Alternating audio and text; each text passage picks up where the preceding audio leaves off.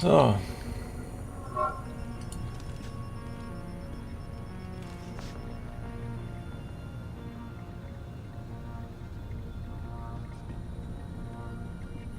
Die Omega Ranch. Davon haben wir schon mal gelesen. Wir wissen jetzt, es gibt noch was auf dem Mond und es hat noch was mit... Na, guck mal, da oben ist noch mal eine Kamera.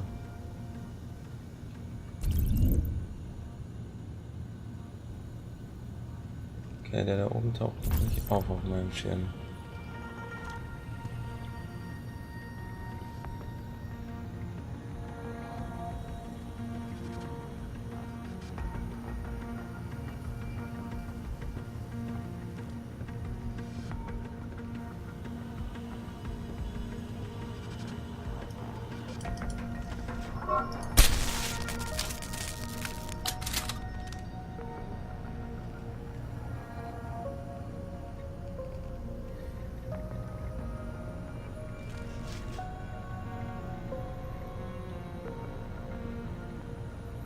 Ja, da liegt der Gute sehr schön versteckt, meiner Meinung nach. Zur Sicherheit nehmen wir ihn jetzt aber mal.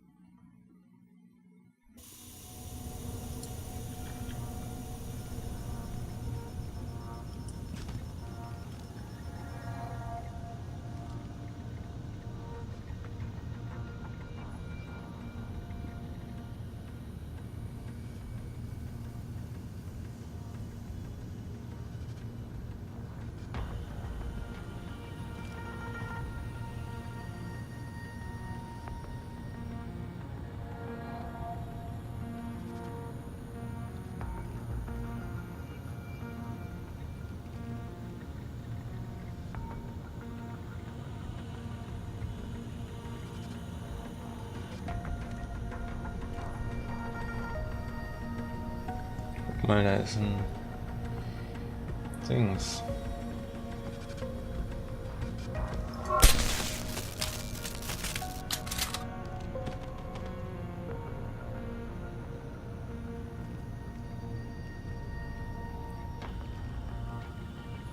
So hoffe ich mal, dass der den nicht sieht.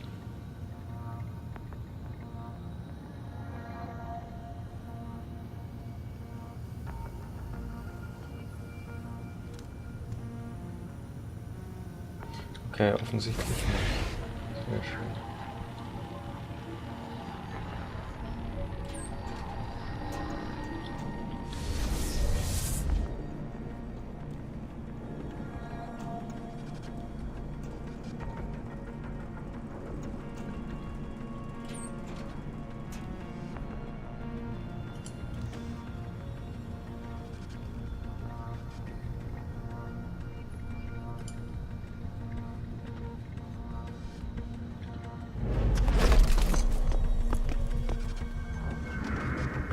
Bitte stehen Sie doch nicht auf.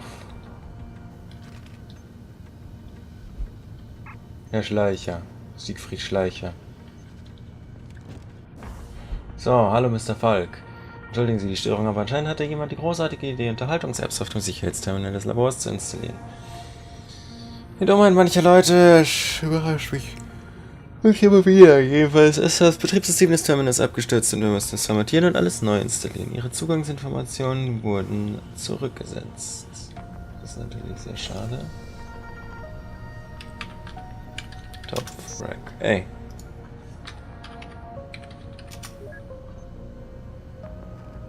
So. Schalten wir beide Kameras aus.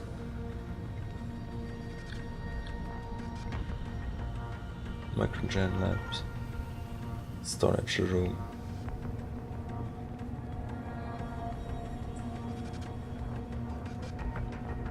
Oh.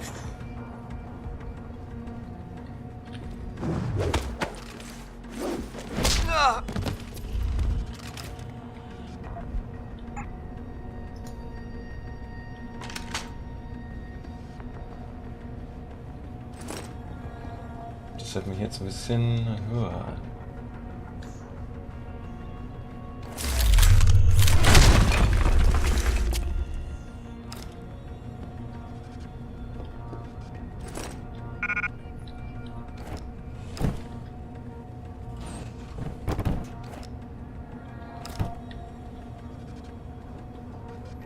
So, ich habe keine Ahnung, wo ich hier hinlaufe.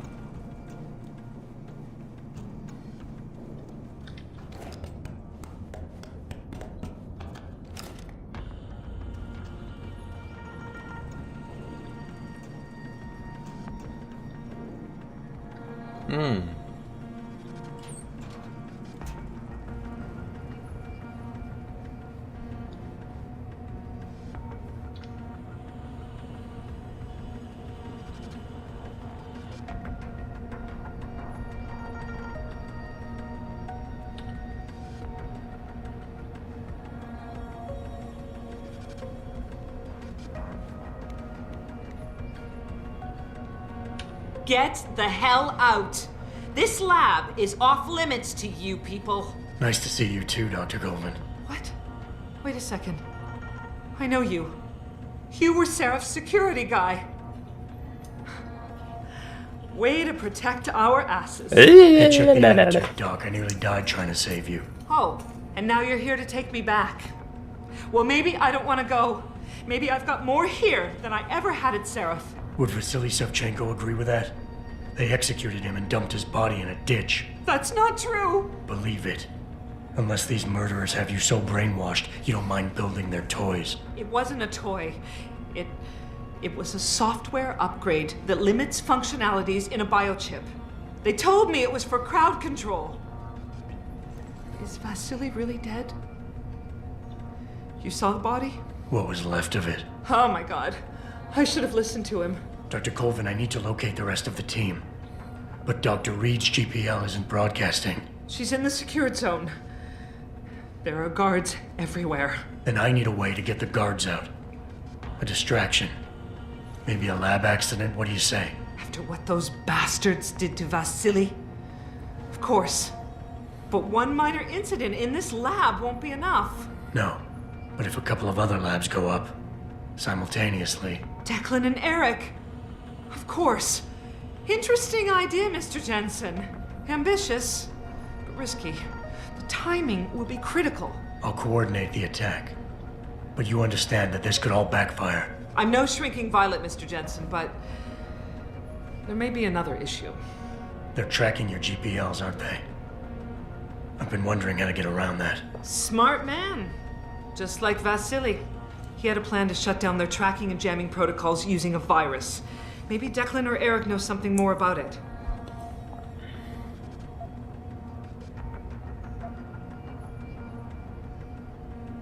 Dr. Colvin, I need to know I can trust you. You seemed pretty happy to be here until I told you about Dr. Savchenko. It's been 6 months, Mr. Jensen. Not long for you, perhaps, but how long can a person live in constant fear? Once they took us out of isolation, it just seemed easier to concentrate on the work. Did all of you feel that way? Vasily didn't. Maybe not Declan either, but the work we do here, the discussions, and the theories. I thought Seraph's projects were far-reaching, but the experiments I've seen going on here, it's the kind of stuff DARPA dreams up every day. Only without governmental oversight keeping you in line. I suppose I'm just a typical scientist to you, right, Mr. Jensen? Blindly pushing boundaries? No care for who's footing the bill or how our discoveries get made? We all have to live with ourselves at the end of the day, Dr. Colvin. You're right, of course. But were things so different in Detroit? We all know where those Seraph contracts came from, don't we? You asked me if you could trust me. You can.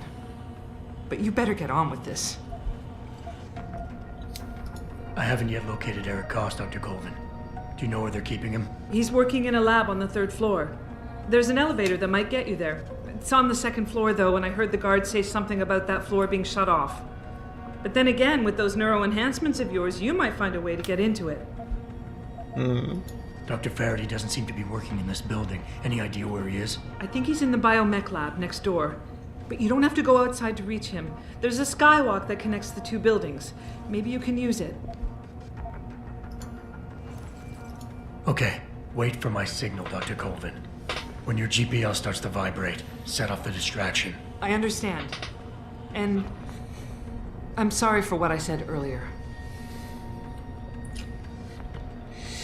Ja, guter Sicherheitsmann.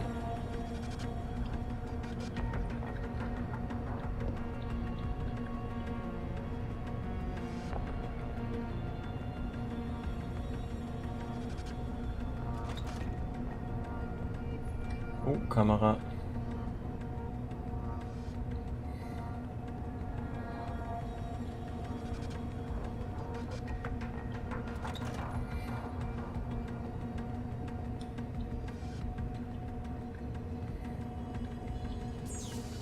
So, gucken wir mal. Einfach unglaublich. Mr. D. Die neuen Proben sind einfach fantastisch. Die Fragmente sind definitiv menschlichen Ursprungs, allerdings mit einigen merkwürdigen, wenn auch nur impliziten Auffälligkeiten. Und man kann nicht umhin feststellen, dass dies endlich der Durchbruch sein könnte, auf den wir alle so lange gewartet haben.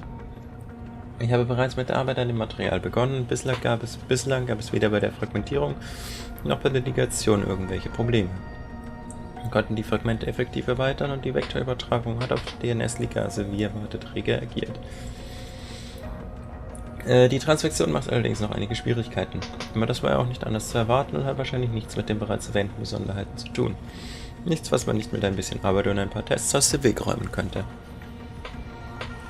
Sollten wir Erfolg haben, wenn die Zellen wie geplant reagieren und wir zu einer korrekten Analyse und Sequenzierung der DNS in der Lage sind, könnten sämtliche Hindernisse, die uns bisher im Weg standen, überwunden werden. Mit etwas Glück könnten wir sogar Probanden gegen die Abstoßung durch den Blutkreislauf immunisieren. Es ginge weit über die einfache Augment-Rejektion hinaus. Es könnte die gesamte Welt der Augmentierungstechnologie verändern. Ich denke, sie sollte es unverzüglich Mr. Page informieren.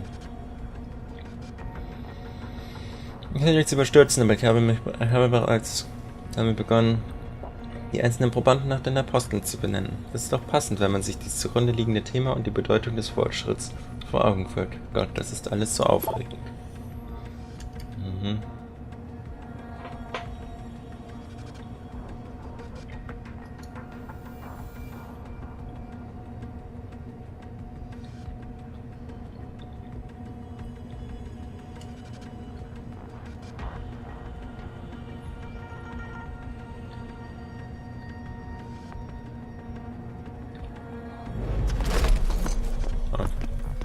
Man sitzt sich einfach auf irgendeinem Stuhl. Mitten in einem Gang. So. Passen Sie doch mal bitte auf den netten Herrn hier auf. Dr. wie auch immer. Colvin, genau.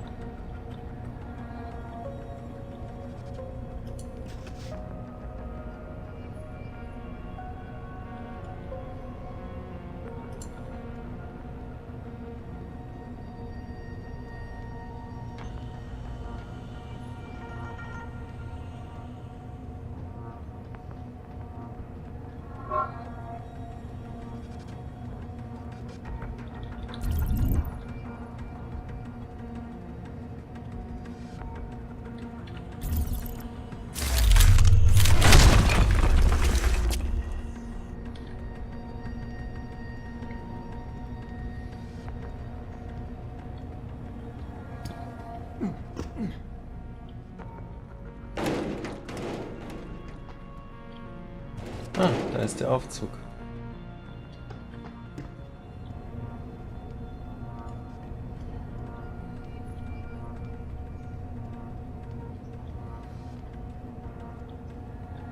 Noch irgendwas, was wir hier übersehen könnten? Nein.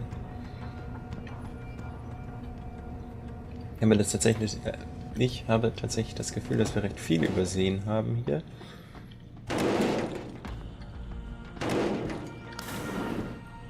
Aber, naja.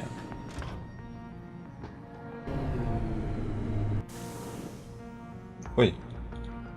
Hallöchen, lassen Sie sich... We're working as fast as we can. This pressure you're putting on us doesn't help, you know. Ich? You don't look like the other security people. Did they call you in to deal with the smugglers?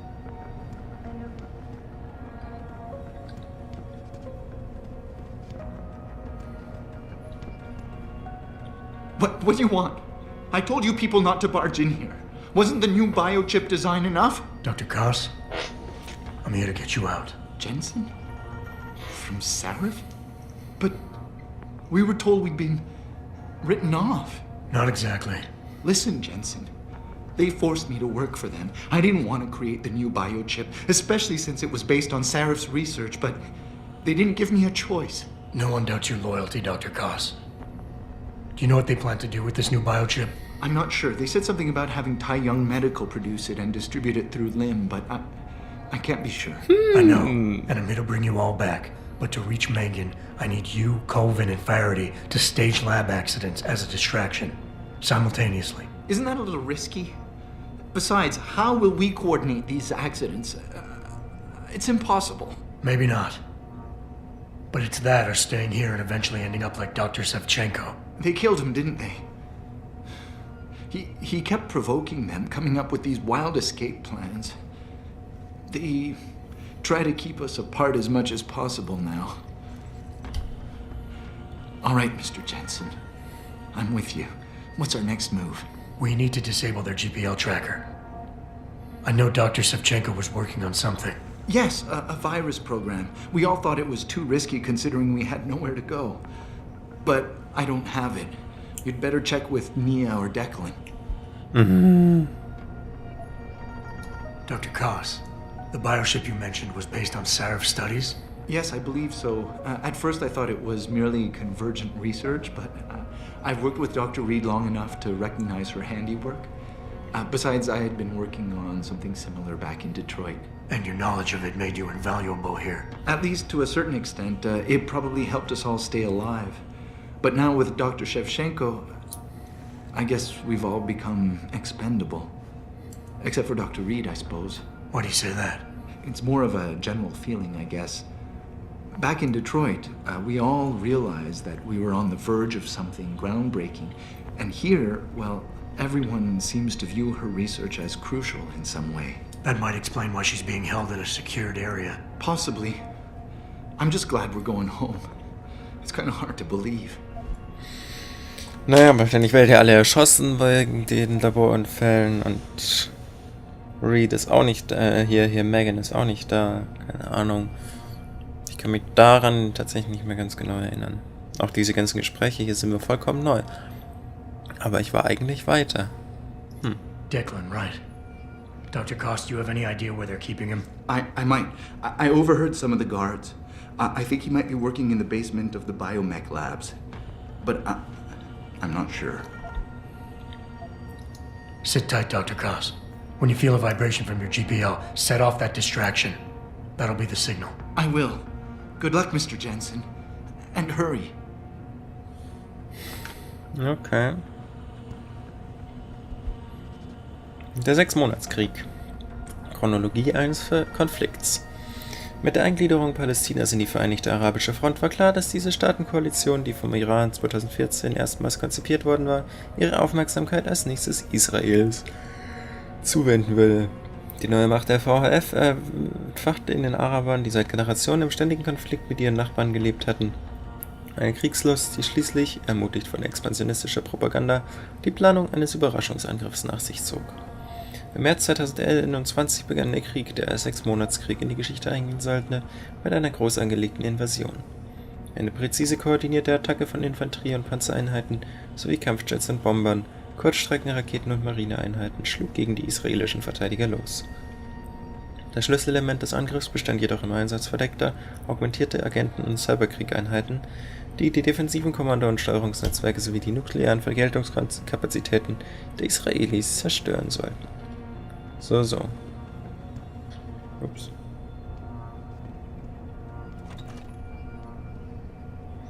Gut, dann lesen wir hier mal schnell noch den PC. Nur Mut, mein Junge. Eric, ich habe zwar keine Ahnung, wo sie dich festhalten, aber du bist bei weitem nicht der Einzige. Declan und ich werden im Microchain-Gebäude zur Arbeit gezwungen. Natürlich getrennt voneinander, aber ab und zu laufen wir uns trotzdem über den Weg. Wenn du irgendwie eine Nachricht in die Leichenhalle schmuggeln kannst, um Declan zu sagen, wo du bist, dann tu das bitte. Wir holen dich da schon irgendwie raus, Junge. Bleib stark. Megan Reed. Dr. Reed, ich möchte ja nicht ungeheuer Staub abwürfeln, aber können Sie mir vielleicht versuchen, Sie zu überreden, Ihnen einen persönlichen Besuch zur Überprüfung meiner Ergebnisse zu gestatten? Ich denke zwar, dass meine Fortschritte in die richtige Richtung gehen, aber seit ich keinen Zugang mehr zu den Originaldaten von Patient X habe, bin ich mir nicht mehr sicher, was die mutagene chemische Zusammensetzung angeht. Sie wissen ja, wie wichtig diese Formel für eine stabile Nervenschnittstellenverbindung ist. Ohne sie könnte kein Biochip funktionieren. Eric. Schon klar, Eric. Ich kann dich gut verstehen, aber ich glaube nicht, dass sie das zulassen. Es war schwer genug, sie davon zu überzeugen, überhaupt irgendeinen Kontakt zwischen uns zu erlauben. Soldaten sind an Geheimhaltung gewöhnt. Sie denken, jeder andere wäre auch in der Lage, im Dunkeln zu arbeiten und dabei nur die Hälfte zu wissen. Trotzdem überprüfe ich all deine Ergebnisse, also mach dir keine Sorgen. Sobald du einmal zu weit vom Weg kommen, sage ich dir Bescheid. Das heißt, Megan schreibt E-Mails. Megan ist offensichtlich noch am Leben.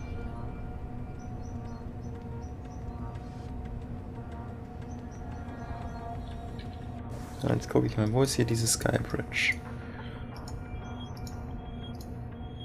Die Skybridge ist im 2. Stock. Gut, dann fahre ich hier mal wieder. Tschüss, ne?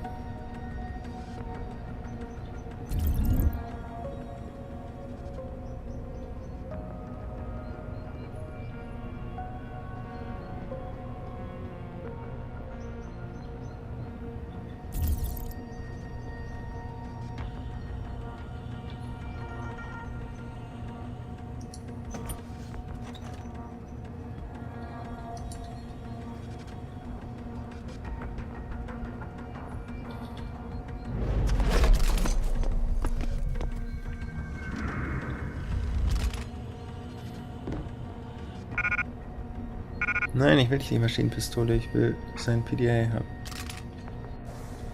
Ein neues Zugangsbüro für Corvins Büro lautet, bitte geben Sie...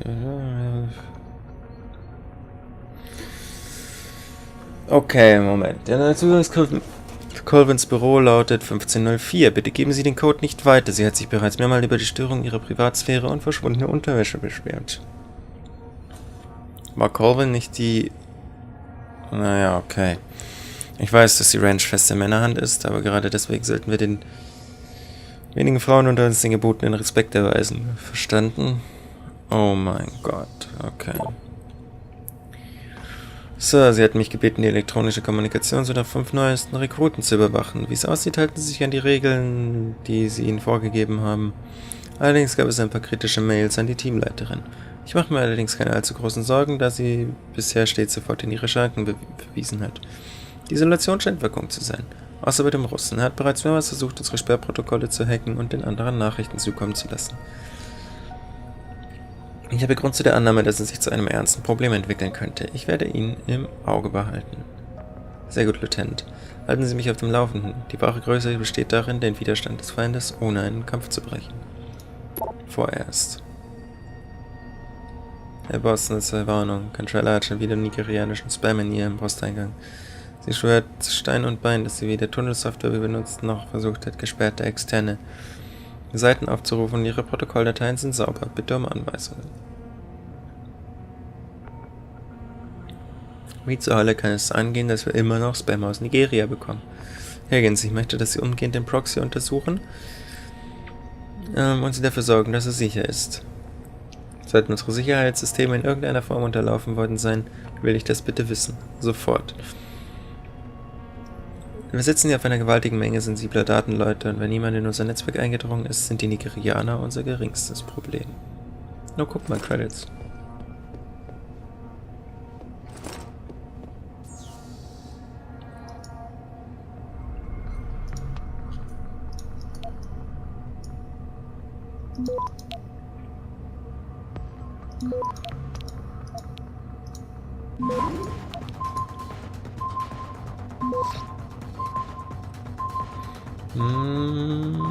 Access granted. Das geht durch.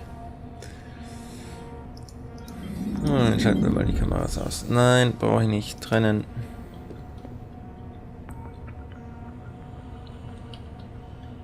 Den brauchen wir auch nicht mehr. Wo geht's denn hier hin? Oh Gott. Someone hiding over there? Nein.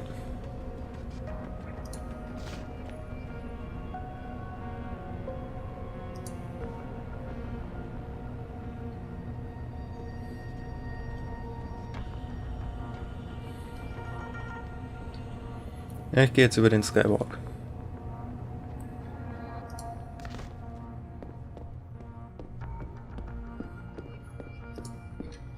Oh ja.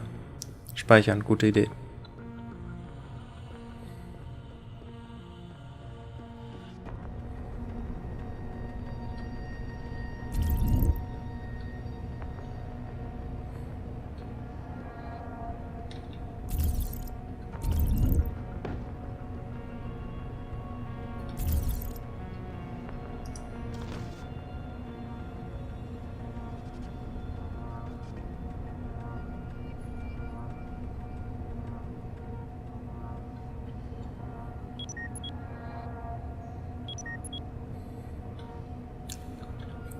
Oh, warte mal, wir haben ja Praxispunkte bekommen.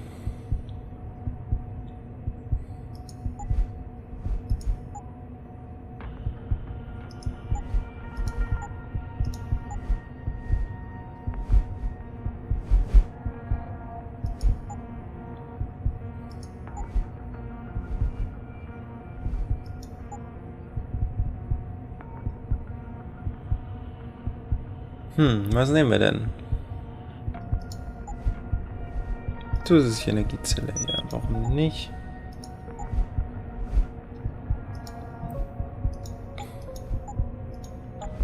Ja, holen wir uns dieses Autos-Gehen auch noch.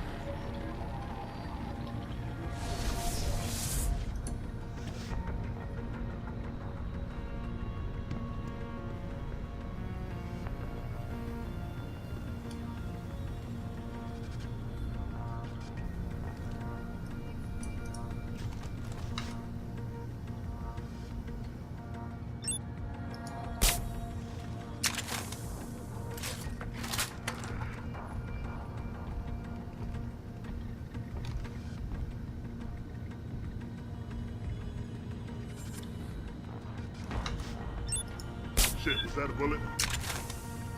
Nein, das war nichts.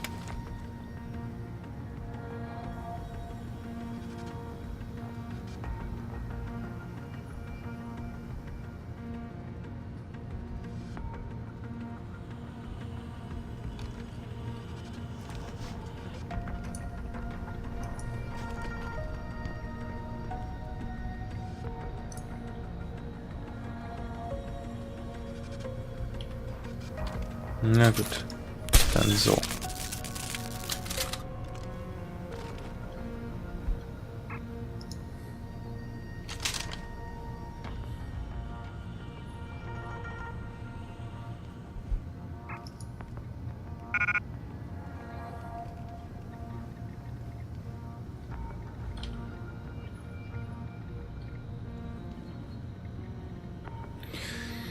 Dann halt so.